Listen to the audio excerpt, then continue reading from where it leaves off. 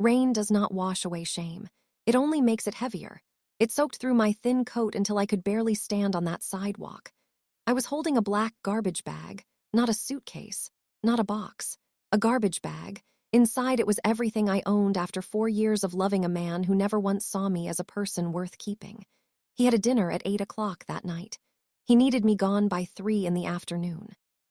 So he opened the door, he put the bag in my hands, and he told me to leave the key on the table. He did not even look at my face while he said it. He was too busy checking his new gold watch, the one I had quietly paid for 3 months earlier, when his card was declined at the store, and he was too proud to ask me for help out loud. My name is Mia. I was 34 years old, standing in the freezing rain outside the building I used to call home, and I had absolutely nowhere to go. What Dylan did not know, what he could never have imagined in his wildest dream, was that the woman he had just thrown into the gutter was not just his girlfriend. She was the missing princess of a kingdom across the ocean, hidden away since she was a baby, raised in secret, protected by guards who had searched for her for 34 years. And in less than 2 hours, 15 private jets were going to land at the airport near that very street, carrying soldiers, carrying her family, carrying a king who had never stopped looking for his daughter. Dylan thought he was getting rid of a burden.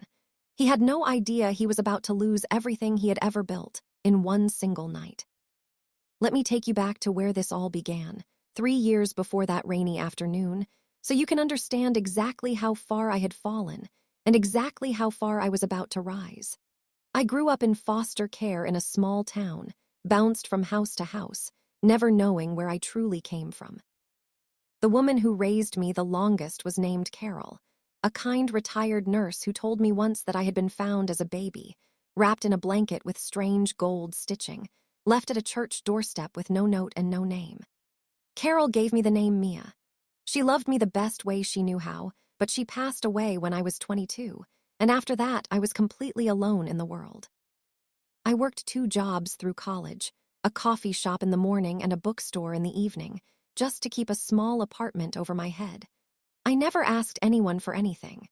I learned very early that nobody comes to save you, so you must learn to save yourself. I met Dylan when I was 31 years old, at a work conference neither of us even wanted to attend. He was charming in that practiced way some men are, the kind of charm that feels warm in the moment but cold the second you look back on it later. He told me I was different from other women, that I did not need fancy things, that I understood real life. I did not realize at the time that this was simply his way of telling me he intended to spend nothing on me and expect everything from me in return. For the next 3 years, I built my entire life around his. I paid for our apartment in Seattle because his salary, as he put it, was for building his career, not for rent. I typed every single one of his work proposals late into the night because he said I had a gift for words, which really just meant I did the work and he took the credit. I cooked, I cleaned. I remembered his mother's birthday every single year. I drove 2 hours in a snowstorm once just to bring him soup when he had the flu. And never once, not one single time, did I hear the words thank you leave his mouth. I told myself this was simply what love looked like. I told myself that someday he would notice all of it, and he would finally choose me the way I had chosen him, every single day for 3 long years. But love is not supposed to feel like begging. And somewhere deep inside me, in a place I tried very hard to ignore, I always knew that. I want to tell you a little more about Carol, because she deserves to be remembered fully in this story, not just as a small detail mentioned in passing. Carol took me in when I was 11 years old, after I had already been moved through 3 other foster homes that never quite worked out. She was 61 years old at the time, recently retired from 40 years of nursing. Living alone in a small yellow house with a garden full of tomato plants, she fussed over every single morning before the sun was even fully up. She never had children of her own, and I think, in many ways, we saved each other from a kind of loneliness neither of us spoke about out loud very often. She taught me how to cook simple, warm meals from almost nothing. She taught me how to mend my own clothes instead of throwing them away the moment a button fell off. She taught me, most importantly, that my worth was never something other people got to decide for me, even though, looking back now, I clearly forgot that lesson for a few painful years while I was with Dylan. When I turned 18, On the morning I was set to leave for college, Carol sat me down at her small kitchen table, the same table where she had helped me with homework for 7 years, and she handed me a sealed envelope. She told me it had been kept safely in a lockbox since the day she first took me in, given to her by my original caseworker, who had received it from the church where I was found as a baby. Inside was a folded piece of paper with a phone number on it, and a small handwritten note that simply said, "For emergencies only, when you are ready." She told me she did not know exactly what the number was for, only that the caseworker had insisted it must be kept safe and given to me the moment I became an adult. She told me she had always suspected, deep down, that there was something unusual about my story, something about the fine quality of the blanket I had been found wrapped in, something about the strange gold stitching along its edge that looked far too elegant for an ordinary abandoned baby. But she said she had decided long ago that it did not matter where I came from. What mattered was who I chose to become. I held onto that envelope for 16 years, moving it carefully from apartment to apartment, tucked inside an old shoebox along with a few photographs and a small chipped teacup that had belonged to Carol. I never opened it again after that first day, not because I forgot about it, but because some small part of me was always afraid of what it might mean if I ever actually needed to use it. Carol passed away peacefully in her sleep when I was 22 years old, just 2 years after I graduated college. I was the one who found her, having stopped by for our usual Sunday dinner, and I remember sitting beside her bed for nearly an hour before I could bring myself to call anyone, simply holding her hand, thanking her quietly for every single year she had given me. At her funeral, an old neighbor told me something I had never known before. She said Carol used to tell people, proudly, that she might not have given birth to me, but she had absolutely raised a princess. At the time, I assumed it was simply a sweet, sentimental thing to say about a daughter she loved deeply. It was not until that rainy November night, sitting in a bus shelter with a garbage bag at my feet, that I finally understood Carol had perhaps known, or at least deeply suspected, far more than she ever let herself say out loud. I carry Carol with me every single day in this new life. The foundation I built in her name was not simply a generous gesture for cameras and headlines. It was the only way I knew how to say thank you to a woman who had given me absolutely everything she had, expecting nothing in return, the exact opposite of the love I had once mistakenly accepted from Dylan. Carol taught me, long before I ever knew I was a princess, exactly what real love is supposed to feel like. Quiet, steady, asking for nothing, simply staying. The morning everything changed started like any other morning. I woke up early, the way I always did, and I made coffee, the way I always did, and I noticed Dylan was already awake, sitting at the kitchen island, scrolling through his phone with a strange new energy in his face. He had just been told about a huge promotion at his company. He was moving to the executive floor. He was going to be managing important clients, attending important dinners, shaking hands with important people. And looking at me in my old sweater and my worn-out jeans, I think he finally saw exactly what he had decided I was. Not a partner, not someone to be proud of. A problem to be solved before his new important life began. He told me very calmly that the lease was in his name. He told me the promotion was in his name. And then he said the words that I will remember for the rest of my life. He said, frankly, I need the space. I stood there by the kitchen island, my hands hanging useless at my sides, and I felt the floor disappear beneath me. I reminded him, my voice shaking, that I had supported him when he was nothing but an intern with empty pockets and a borrowed suit. I reminded him that I had paid the rent on his cheap studio apartment so he could afford nice clothes for his interviews. I reminded him that I had typed every single proposal that built his entire career. And he looked at me, his composure cracking just for one tiny second, and he snapped at me. He told me not to act like he owed me his life just because I bought him groceries 3 years ago. He said he was giving me a clean break, and that this was the kindest way to do it. The kindest way. He called throwing me out into the freezing rain the kindest way. He did not even pack a box for me. He grabbed a black plastic garbage bag from under the sink, the same kind we used for kitchen trash, and he shoved my jeans into it and my shirts and my cheap winter coat and my toothbrush. A garbage bag, not even a cardboard box. That tiny, mundane detail broke something inside me that 3 years of quiet disrespect had never managed to break. I felt my chest hollow out completely, scraped clean like someone had taken a dull spoon to my insides. I begged him, just for a little bit of mercy. I told him it was pouring outside, that it was November, that I had nowhere to go right at that moment. I asked him to simply let me sleep on the couch one single night, and I would be gone before he even woke up. He said no. The word came out of him flat, lifeless, final, like a door slamming shut forever. He said if he let me stay even one more night, we would just have this exhausting conversation all over again in the morning. He walked to the front door and held it open himself, and the cold air from the hallway rushed straight into the apartment, straight into what used to be my home. He told me to leave the key on the table. I picked up the garbage bag with my own 2 hands, and I walked past him, and I did not let myself cry, not yet, not in front of him.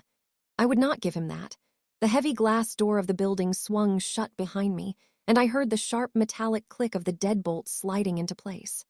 That sound echoed down the empty street like a gunshot. I was locked out. Locked out of an apartment, locked out of a relationship, locked out of 3 years of my own life, standing completely alone in the pouring November rain. I walked for almost 20 minutes in that rain before I found a small bus shelter to hide under, just a thin sheet of plexiglass between me and the storm. I sat down on the cold metal bench, the garbage bag resting against my muddy boots, and I simply stared at the wet pavement. I felt a strange numbness spreading through my arms and my legs, the kind of numbness that comes right before a person finally breaks completely. I did not have a single dollar saved for a hotel room. I knew that very soon I would have to walk to a shelter somewhere across the city and spend the night shivering on a cot surrounded by strangers, holding onto a garbage bag like it was the only thing left proving I had ever existed at all.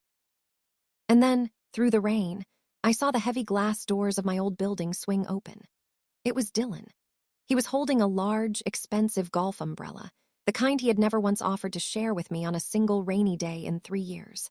And clinging tightly to his arm, laughing brightly at something he had just said, was a woman named Chloe from his office, wearing a beautiful beige trench coat that probably cost more than I had spent on groceries that entire month.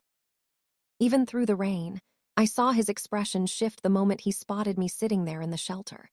His easy, confident smile melted into a look of pure, condescending pity. He shook his head slightly at me, the way you might shake your head at a stray dog begging outside a restaurant, and he simply turned his back to me, pulling Chloe closer under his umbrella, and walked away into the night. I felt a strange sensation rising up in my chest in that moment, and it was not heartbreak. Heartbreak was what I had felt standing in that kitchen 20 minutes earlier. This was something else entirely.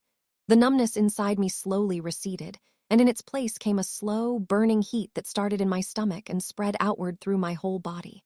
It was not sadness anymore. It was clarity. I sat there in the rain, and for the very first time in 3 long years, I let myself remember exactly who I really was. Carol had told me before she passed away that there was one phone number I should only ever call in a true emergency. She had given it to me when I turned 18, sealed inside an envelope, and told me it had been left with me as a baby, along with the blanket with the strange gold stitching. I had never called it. Not once in 16 years. I had built an entire ordinary life specifically so that I would never have to use that number, because using it meant admitting that the life I had built for myself, brick by brick, with my own 2 tired hands, was never quite the life I was actually born into. But sitting in that bus shelter, soaked to the bone, holding a garbage bag that contained every single thing Dylan thought I deserved, I finally understood something with total clarity. I had spent 3 years trying to prove I was worth loving by shrinking myself smaller and smaller until there was almost nothing left of me at all. And it had not worked. It had never been going to work, because Dylan did not love me. Dylan loved what I gave him, which is an entirely different thing. With my stiff, frozen fingers, I pulled my old phone out of my coat pocket. The screen was cracked badly, spiderwebbed in the corner from a fall months earlier, and I had to use my thumb to steady my shaking hand just to type in the numbers correctly. I typed in a 12-digit code I had memorized as a teenager and never once used. The line rang only once before a voice answered. It was a man's voice, crisp, clipped, and entirely calm, as though he had been waiting by that phone for 16 years, simply for this moment to finally arrive. He said one single word. Directorate. I opened my mouth, and the words that came out of me were words I had never spoken aloud before in my entire life. I said, "This is Princess Serafina. I need to come home now." Before we go any further into this story, if you are enjoying it so far, please take just 1 second to hit that subscribe button, give this video a like, and share it with someone you know who loves a good story about justice finally being served. It truly helps our channel so much, and it means we get to keep bringing you stories just like this one. Now, let us get back to Mia, sitting in that bus shelter, about to find out exactly how big her world was about to become. The voice on the other end of the phone did not ask me a single question to confirm who I was. He simply said, "Your Highness, please remain exactly where you are. Do not move. We are tracking your location now. Help is already on the way." I sat there in stunned silence, the rain still falling around the edges of the plexiglass shelter, and I let myself remember the story Carol had told me piece by piece over the years, the story I had never fully believed until this very moment. 34 years ago, in a small kingdom across the ocean called Belmoria, a tiny country tucked between mountains and sea, known for its kindness and its quiet wealth, there had been a baby princess born to a king and queen who adored her more than anything in this world. When she was only 6 months old, a group of men working for a rival noble family had broken into the palace nursery in the middle of the night, intending to kidnap her and hold her for ransom against the crown. A brave young nursemaid had managed to sneak the baby out through a service door just moments before the kidnappers reached the nursery, running into the night with nothing but the baby and the blanket she had been wrapped in. The nursemaid made it onto a fishing boat, and then onto a cargo ship, and eventually all the way across the ocean to a small American town, where she left the baby safely at a church doorstep, believing with all her heart that it was the only way to keep the child alive and hidden until it was finally safe to come home. The nursemaid herself disappeared completely after that night and was never seen again. Some say she gave her own life protecting that secret. The king and queen searched for their missing daughter for 34 long years, never once giving up hope, employing the very best investigators money could buy, following false leads across dozens of countries, holding onto a single tiny photograph of a baby wrapped in a blanket with gold stitching. And all of that time, that missing baby had grown up as an ordinary girl named Mia, in foster homes, in small towns, working 2 jobs through college, completely unaware that an entire kingdom was searching the world for her, completely unaware that she was loved by people she had never even met. The voice on the phone explained all of this to me in calm, careful sentences, confirming details I had only ever heard from Carol in fragments. He told me that facial recognition technology, combined with a very old photograph and a very recent DNA sample Carol had secretly submitted to the Belmorian embassy years earlier without ever telling me, had confirmed my identity beyond any doubt several years ago. They had been quietly watching over me from a careful distance ever since, waiting for the right moment, waiting for me to be ready, waiting for me to call. I asked him, my voice trembling, why nobody had ever simply told me the truth, and he said something I will never forget. He said, "Your Majesty asked us to wait until you called us yourself. He said it was important to your parents that you choose to come home, rather than be taken home. They wanted you to want it." Tears finally came, hot and fast, mixing with the cold rain still falling around me. Not tears of sadness. Tears of an entire lifetime of loneliness finally being acknowledged by anyone, who actually knew the truth. The voice told me one final thing before the call ended. He said, "Your father has already ordered the royal fleet into the air. 15 aircraft are currently in transit toward your location, carrying your family, your personal guard, and the full diplomatic delegation. They will land within the hour. Please remain exactly where you are, Your Highness. You are no longer alone." I sat in that bus shelter, soaking wet, holding a garbage bag full of my old life, and somewhere above me in the dark rainy sky, 15 private jets were already cutting through the clouds, flying faster than any storm, carrying an entire kingdom home to me. I do not know exactly how long I sat in that shelter after the call ended. Time felt strange, stretched out and slow, like the whole world was holding its breath along with me. The rain kept falling. Cars kept passing on the street in front of me, their headlights cutting bright streaks through the wet darkness, and not one single driver had any idea that the woman sitting quietly under that bus shelter, soaked to the bone, was about to become the center of an entire nation's attention. Then I heard it. A low vibration in the air, faint at first, almost like distant thunder, but steady, growing louder, growing closer. I looked up through the gap in the clouds and I saw them. Lights in the sky, more lights than I had ever seen at once, a massive formation of aircraft descending slowly over the city, their navigation lights blinking against the heavy storm clouds. It was not just one plane. It was 15. 15 private jets, flying in careful formation, circling the airport just a few miles from where I sat, preparing to land one after another after another. The motorcade arrived only minutes later, and it did not simply pull up to the curb the way ordinary cars do. It arrived like a force of nature, like the entire street had been waiting its whole life for this single moment. 3 matte black armored vehicles sealed off both ends of the intersection at once, their tires screeching against the wet pavement, their headlights cutting blindly through the rain. Then, gliding slowly and silently into the space between them, came a massive, elongated black car, longer than any car I had ever seen in person, coming to a stop exactly 3 feet from where I sat, completely ignoring the curb entirely, as though the rules of ordinary parking simply did not apply to whoever was inside. The heavy armored door swung open, and a man stepped out directly into the pouring rain, making no effort at all to avoid the water, even though it was clearly ruining his beautifully tailored coat. He was tall, with kind eyes and silver hair, and the moment I saw his face, something deep inside my chest recognized him before my mind even fully understood why. He did not say a single word. He simply walked straight toward the bus shelter, his eyes locked completely on me, and when he was close enough to see me clearly, his entire face crumbled with an emotion so raw and so overwhelming that I felt my own knees go weak just witnessing it. It was my father. The king of Belmoria, standing in the rain, looking at his daughter for the very first time in 34 years.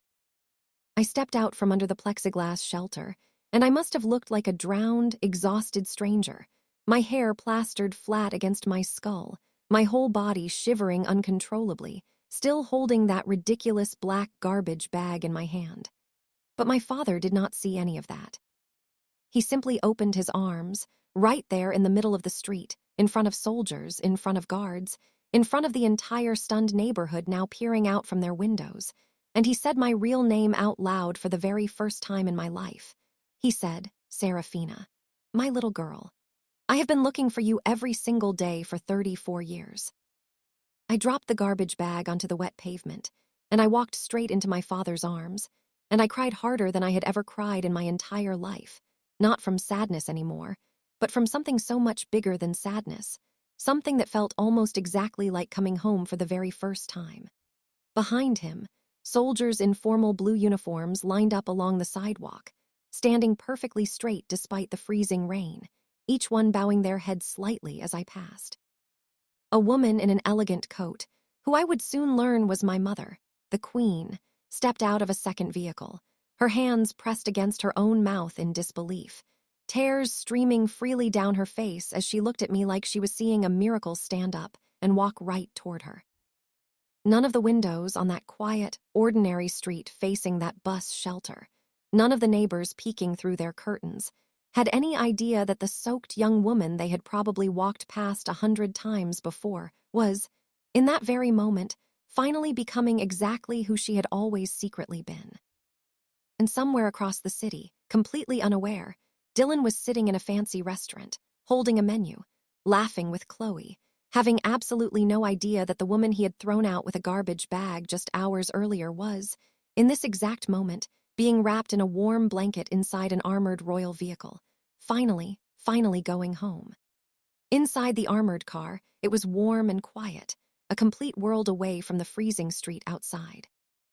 It smelled of rich leather and old books, and something faintly like home, even though I had never been inside a place like this before in my entire life. A soft blanket was wrapped around my shoulders. A cup of hot tea was placed gently in my hands by a guard who simply appeared and disappeared without a single word. My father sat across from me, studying my face like he was trying to memorize 34 years of missed birthdays all at once. He asked me very gently to tell him everything. Not just about that day, but about my whole life, every single year he had missed. And so I did.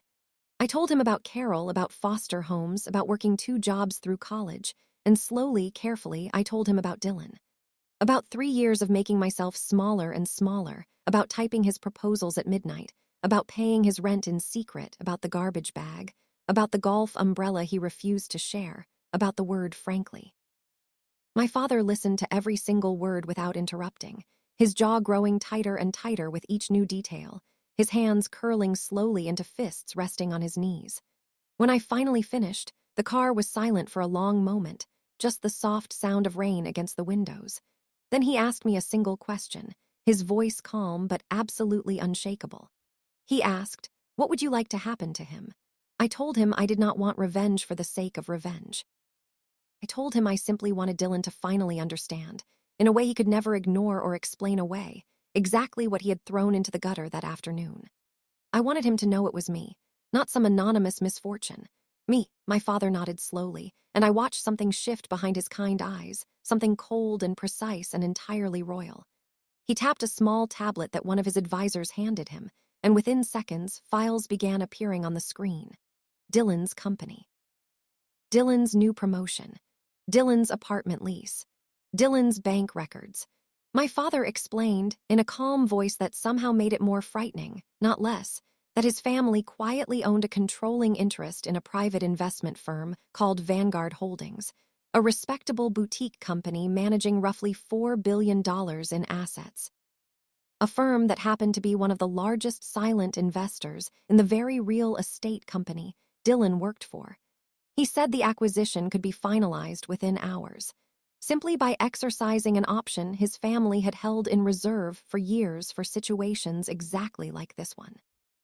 He explained that Dylan's apartment lease, like most high-end developments in that city, contained a standard morality clause, the kind nobody ever reads carefully, the kind that allows for immediate termination of a lease if a tenant is found guilty of serious misconduct.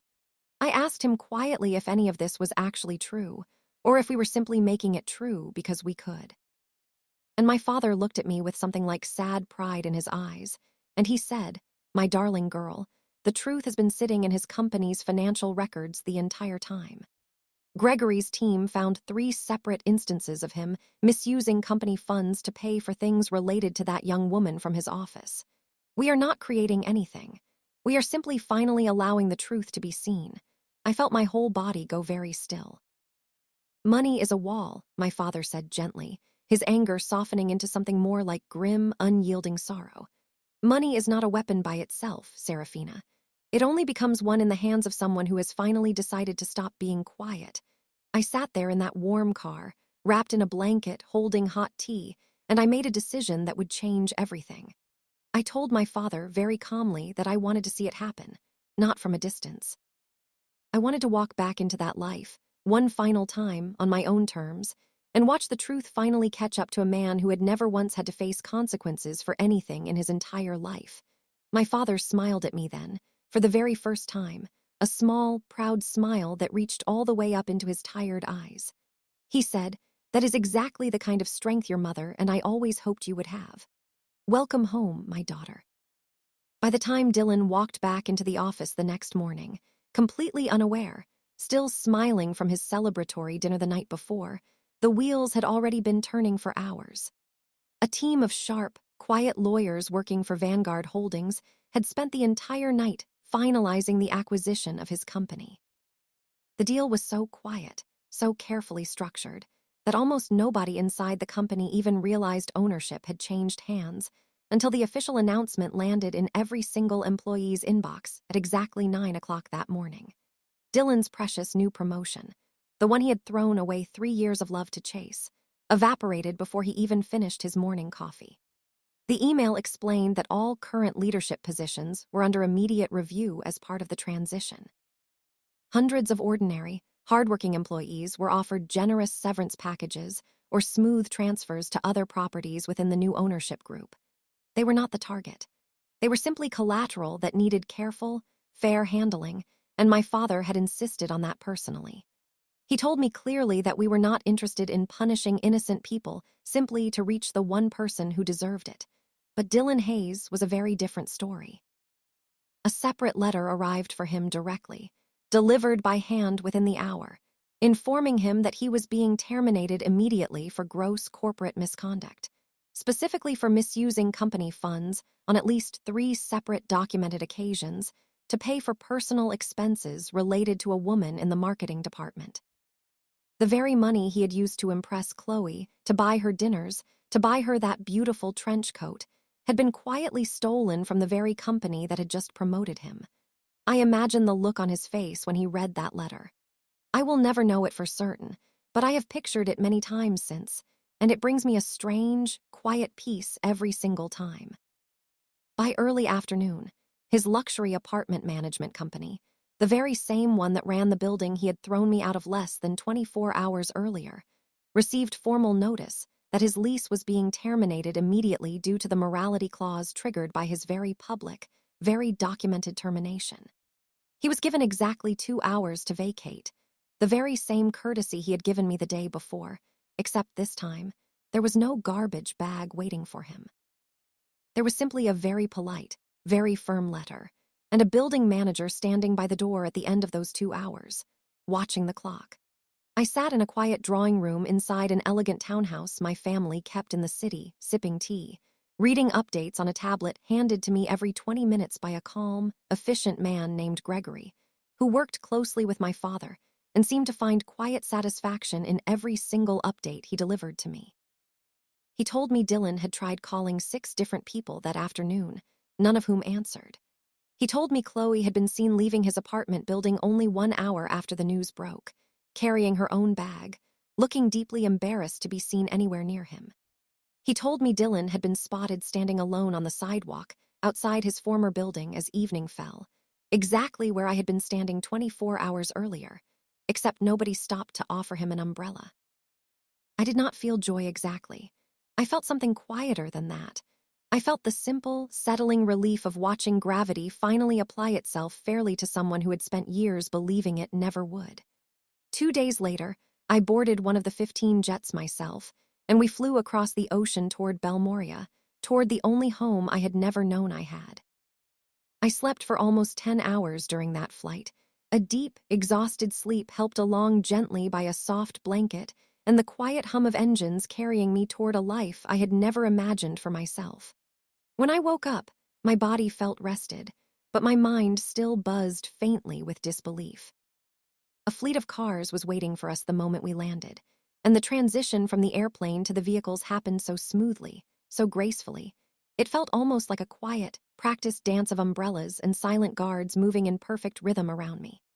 We drove through rolling green countryside, past small stone villages, past fields dotted with sheep, until finally, rising up out of the morning mist like something from a storybook, I saw the palace for the very first time.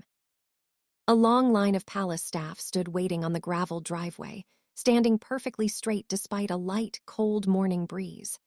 As I stepped out of the car, every single one of them bowed their heads in unison, and the head butler, an older man with kind eyes and a warm, familiar voice, said simply, "Welcome home, Your Highness." I could not force a smile yet. It was all too big, too much, too overwhelming. I walked up the wide stone steps, and the heavy oak doors opened before I even reached for the handle. Inside, the palace smelled like beeswax, old paper, and gentle wood smoke drifting from a massive fireplace in the entrance hall. Every detail felt like it belonged to someone else's life, and yet, somehow, impossibly, it belonged to me. My mother showed me to a bedroom that had apparently been kept ready and waiting for me for 34 years, untouched, hopeful, exactly as it would have looked the day I disappeared as a baby. Soft blankets, gentle lighting, a small wooden rocking horse in the corner that had clearly once belonged to a nursery and never been removed. I sat on the edge of that bed, and I cried again, not from sadness, but from the overwhelming weight of being wanted so deeply, for so long, by people I had never even had the chance to meet. Over the following days, I slowly learned the rhythms of this new life. I learned that the dining room was 50 feet long, an enormous space of dark oak and heavy tapestries that swallowed up the morning light entirely. My father sat at one end of that table each morning, reading his paper, sipping black coffee, while I sat at the far end, separated from him by 20 feet of polished mahogany, the silence between us filled only by the gentle scrape of silverware against fine china. Slowly, that silence began to soften. He would lower his paper a little earlier each morning. He would ask me small questions about my life in America, careful questions, gentle ones, as if he was afraid of pushing too hard after 34 years of having no right to ask anything at all.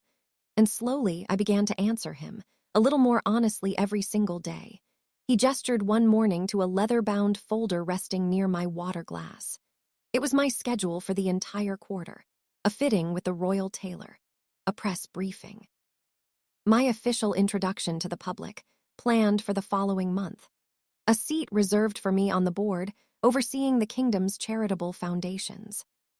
I looked at that folder for a long moment, and then I gently slid it back across the table toward him. I told him, quietly but firmly, that I appreciated everything he had prepared, but that I needed us to build this new life together, not simply have it handed to me fully formed, the same way Dylan had once handed me a garbage bag and called it a clean break. My father looked at me for a long, quiet moment, and then he nodded slowly, and something like deep respect settled into his tired eyes. He said, "You truly are my daughter. Stubborn, exactly like your mother. For the first time since I was a baby, I felt the strange, warm, unfamiliar sensation of truly belonging somewhere. There was one person inside the palace who did not welcome me with open arms the way everyone else seemed to. Her name was Lady Beatrice, my father's older sister, my aunt, who had served as regent over certain royal duties during all the years I was missing. She was polite to my face, always perfectly composed, always offering a thin, careful smile, but I could feel, underneath that politeness, a current of doubt running quietly beneath every single word she spoke to me. One afternoon, about 3 weeks after I arrived, I overheard her speaking quietly with one of the palace advisors in the hallway outside the library, not realizing I was close enough to hear every word. She said she worried that a girl raised entirely outside the palace, with no formal training, no understanding of diplomacy, no real preparation for the weight of the crown, might struggle terribly once the full pressure of public life began. She said she hoped, for the kingdom's sake, that I would rise to meet expectations, but she did not sound entirely convinced that I would. I felt the old, familiar sting of being underestimated rise up in my chest, the same feeling I used to get whenever Dylan dismissed something I had said at dinner with his colleagues. But this time, instead of shrinking myself smaller to avoid the discomfort, I made a quiet decision. I decided I would not argue with Lady Beatrice. I would not try to convince her with words. I would simply show her, patiently, consistently, through actions, exactly who I was. I began waking up even earlier each morning, studying diplomatic history late into the night, practicing my French until my accent finally began to soften into something resembling fluency, asking my father careful, thoughtful questions during business meetings instead of simply sitting quietly in the corner. I made a point of remembering the names of every single staff member's children, every single advisor's small personal details, the same quiet attentiveness I had once poured entirely into Dylan, except now, finally, poured into people who actually noticed and appreciated, and reflected that care right back to me. Slowly, very slowly, I noticed Lady Beatrice's thin, polite smile begin to soften into something more genuine. One evening, nearly 2 months after my arrival, she found me alone in the library, and she sat down across from me without saying a word at first, simply studying my face the way my father often did. Finally, she spoke. She said she owed me an apology. She said she had spent 34 years quietly stepping in to fill a role that was never meant to be hers, and somewhere along the way, she admitted, she had become afraid that the moment I finally arrived, she would lose the only sense of purpose she had built for herself in my absence.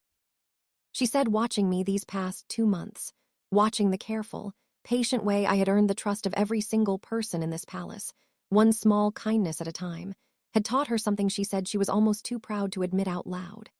She said I had not simply inherited the crown by accident of birth. She said I had earned it, every single day, the same way a person earns trust, slowly, honestly, through actions rather than words. I told her there was nothing to apologize for, That doubt born from love and protectiveness was never something a person needed to be ashamed of. We sat together in that library for nearly 2 hours that evening, and by the time I finally went to bed, I realized I had gained something I had never expected to find inside that palace. Not just a father and a mother and a kingdom, but an aunt who had slowly, carefully, become something close to a true friend. It was a small lesson, but an important one. I had spent 3 years with Dylan trying desperately to earn love through constant proving, constant shrinking, constant sacrifice, and it had never once worked because he had never actually been watching closely enough to notice. But here, in this new life, every single quiet, consistent kindness I offered was finally being seen and finally being returned. That, I realized, was the real difference between being used by someone and being truly valued by someone. It was never about how hard I tried. It was about whether the people around me were actually paying attention. 1 month after my first conversation with Lady Beatrice in the library, the day finally arrived that I had been quietly dreading and quietly hopping for in equal measure. It was the day of my official public introduction, the formal ceremony where the people of Belmoria would see their missing princess for the very first time in 34 years. I stood in front of a tall mirror that morning, wearing a deep emerald gown chosen carefully by my mother, my hair styled simply, elegantly, by a woman who had been doing the queen's hair for nearly 20 years. I did not recognize the woman staring back at me in that mirror, and for a brief, frightening moment, the old familiar fear crept back in, the fear that had haunted me through every foster home, through every late night spent proving my worth to Dylan. The fear that I would never quite be enough.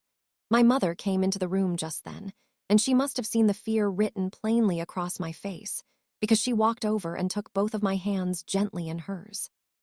She told me something I have carried with me every single day since. She said the people of Belmoria did not need a perfect princess. They needed an honest one.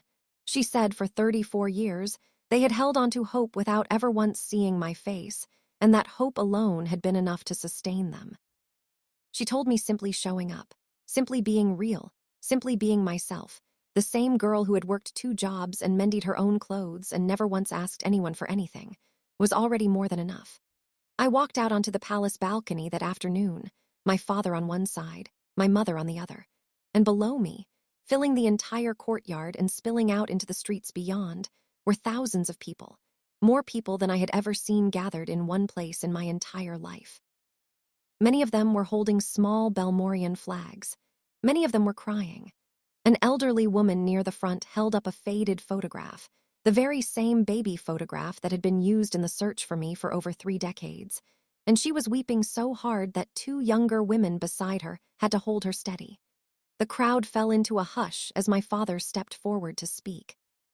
He told them, his voice carrying clearly across the courtyard despite the slight tremor in it, that 34 years ago, this kingdom had lost its smallest, most precious treasure, and that he had never once stopped believing she would be found.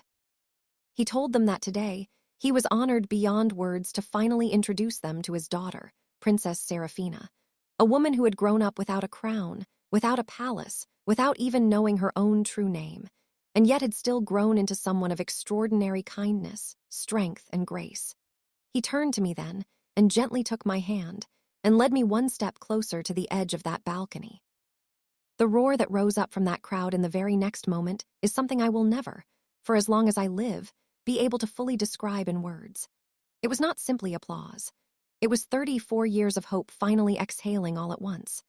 I felt tears sliding down my own cheeks as I lifted my hand and waved, slowly, gently, at thousands of strangers who had never met me, yet had somehow loved me my entire life simply for existing. In that crowd somewhere was a journalist who would later write that the new princess's eyes, in that very first moment on the balcony, held the look of someone who had spent her whole life believing she belonged nowhere, finally realizing she belonged everywhere all at once. I thought, standing there, of Carol, who had told strangers proudly that she raised a princess, never quite knowing how true those words truly were. I thought of the bus shelter, the rain, the garbage bag resting against my muddy boots. I thought of every single year I had spent believing that quietly disappearing into someone else's life was the safest, smallest way to exist in this world. And I understood, finally and completely, standing on that balcony in the afternoon sun, that I never needed to disappear at all. I had simply been waiting, the way Carol had once gently warned me good things sometimes do, for the right moment to finally, fully, become exactly who I was always meant to be. Weeks turned into a month, and slowly, the palace stopped feeling like a museum and started feeling like a home. I learned the names of every member of staff, and I made sure to thank each one of them every single day, something my mother told me, with a soft, sad smile. The previous princess who had served as regent during my absence had never once bothered to do. I spent my mornings in lessons, learning the history of Belmoria, learning the language my birth parents spoke fluently, learning, slowly, painfully, beautifully, who I truly was underneath 34 years of simply surviving. One particular lesson became my favorite. My mother insisted I learn French, since it was the second official language of the royal court, used in nearly every formal diplomatic meeting and every important business negotiation the family conducted. I practiced every single day, stumbling over verbs, laughing at my own terrible accent, slowly improving, never once imagining how important that small, quiet skill would become only a few weeks later. My father began including me gently in small business meetings, careful not to overwhelm me, simply allowing me to sit quietly in the corner of the room and observe how the family handled their vast holdings, including, of course, Vanguard Holdings, the very firm that had quietly ended Dylan's career in a single morning. I learned that my family did not believe in cruelty for the sake of cruelty. Every decision was careful, deliberate, and rooted in simple fairness, even when that fairness felt, to the person on the receiving end, exactly like punishment. Gregory gave me occasional updates on Dylan, not because I asked constantly, but because he seemed to understand, in his quiet way, that I needed closure more than I needed silence. He told me Dylan had moved into a small, run-down apartment on the edge of the city, the kind of apartment he used to mock other people for living in. He told me Dylan had applied for nearly a dozen jobs and been turned down by every single one, because word travels fast in luxury industries, and nobody wanted to hire a man who had been publicly terminated for stealing company funds to impress a woman in marketing. He told me Chloe had left him almost immediately, the moment his money and his promotion disappeared, proving very clearly that she had never actually loved him either. She had simply loved exactly what he used to love about himself. I felt, surprisingly, very little when I heard these updates. Not victory, not satisfaction. Simply a quiet, settled feeling, like watching a math problem finally solve itself correctly after years of someone insisting the wrong answer was right. Then, one cold morning roughly 6 weeks after I had arrived in Belmoria, Gregory entered the breakfast room with a different expression on his face than usual. He told me Dylan had somehow managed to track down which kingdom I belonged to, likely through a journalist who had been quietly investigating the story, and he had submitted a formal request through the embassy, asking, almost begging, for the opportunity to see me just once in person. My father's jaw tightened immediately, and he began to say no on my behalf, the way fathers sometimes do when they are trying desperately to protect their children from being hurt all over again. But I lifted my hand gently, and I told him I wanted to see Dylan. Not because I owed him anything, not because any part of me still loved him, but because I needed him to look me directly in the eyes, just once, and finally understand exactly what he had thrown away in the rain.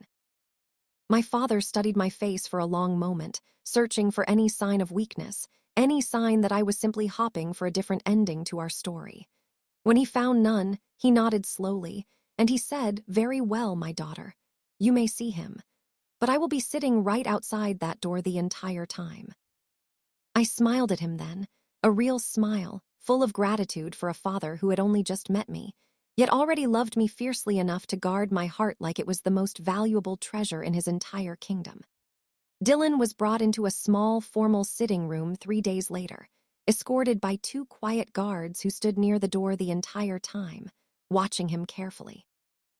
I chose to wear a simple navy dress, nothing flashy, nothing designed to make a statement, because I no longer needed clothing to prove anything to this man.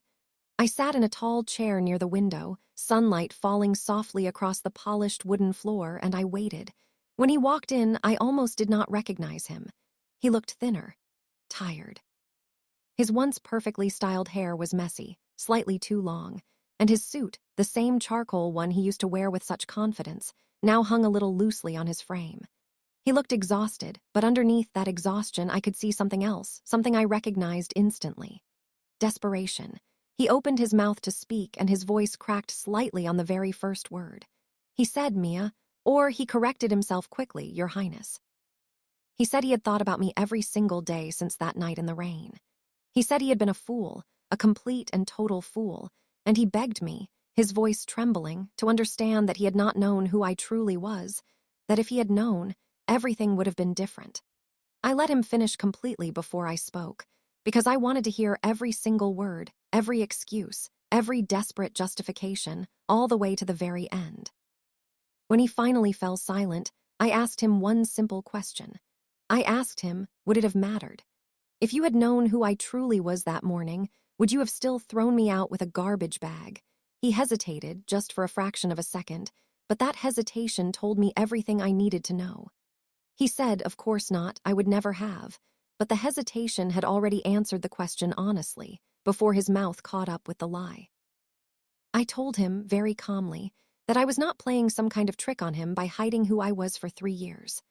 I told him I had simply been trying to live an honest, ordinary life, the only kind of love I knew how to offer, and he had taken that honest love and decided, all on his own, that it was worthless, simply because it did not come wrapped in money or status.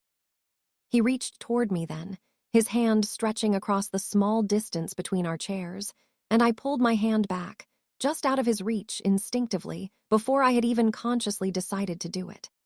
The scent of his desperation, his fear, his regret, felt suddenly nauseating to me, where once it might have felt like something worth comforting. He told me he knew who I really was now, and that he could change, that he could learn to fit into this new world, that he swore to God he could make me proud of him, if I would only give him one more chance. I looked at him for a long, quiet moment, and I felt a tear slide down his pale cheek, splashing softly onto the polished wood of the small table between us. I searched my own chest carefully, honestly, for any trace of the heartbreak I had felt standing in that kitchen months earlier. I searched for the girl who had cried outside that bus shelter. The girl who had once loved the way he smiled in the mornings. The girl who had typed his proposals late into the night, simply hopping, one day, to finally be enough for him. I found absolutely nothing.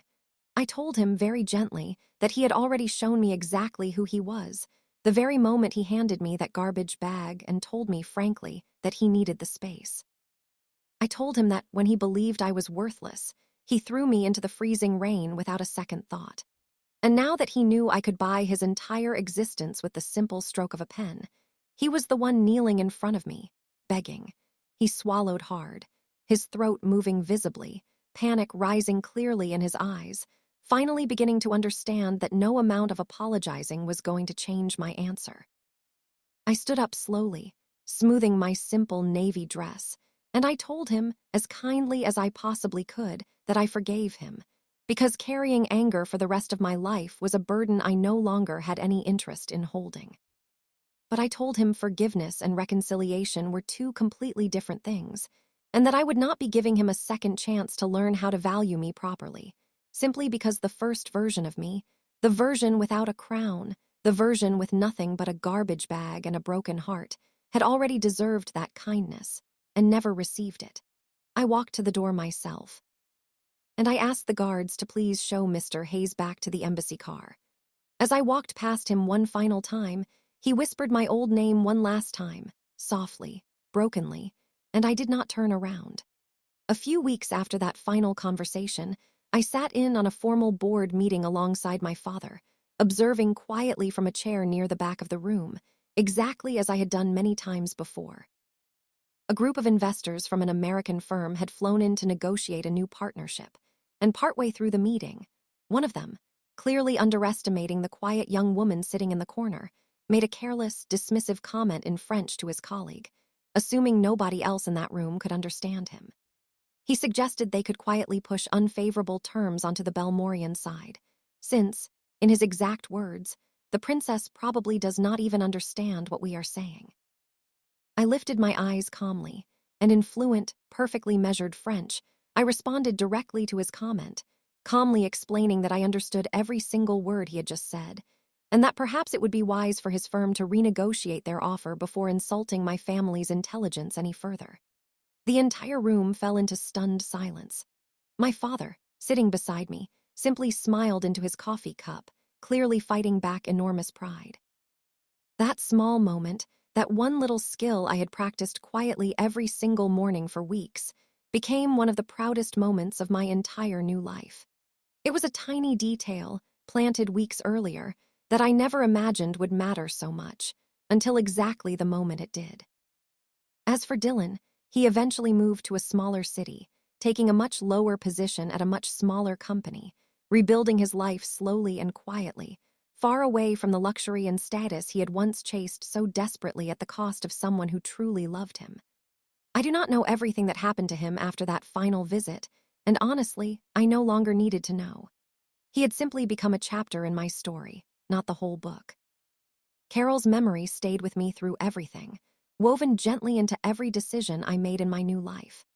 I established a foundation in her honor, dedicated to supporting foster children aging out of the system with nowhere else to go.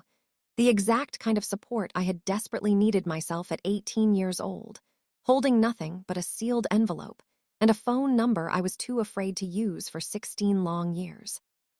That foundation has since helped thousands of young people build stable, dignified lives of their own, and not one single day passes where I do not think of Carol with deep, grateful love. My relationship with my parents continued to grow slowly, gently, the way any relationship should, built carefully on small, honest moments rather than rushed, forced affection. My father still reads his newspaper every single morning at that 50-foot table, but these days, he lowers at the very moment I walk into the room, and he asks me, every single time, how I slept, and what I am thinking about, and whether I am happy. I am happy. Not because I am a princess now. Not because of palaces or jets or armored cars. I am happy because I finally understand something it took me 34 years and one rainy November afternoon to learn. My worth was never something Dylan or anyone else ever had the power to decide. It was simply waiting, quietly, patiently, for me to finally claim it myself. If you have made it this far in our story, thank you so very much for spending this time with us today. We truly hope this story touched your heart the way it touched ours while we were creating it for you.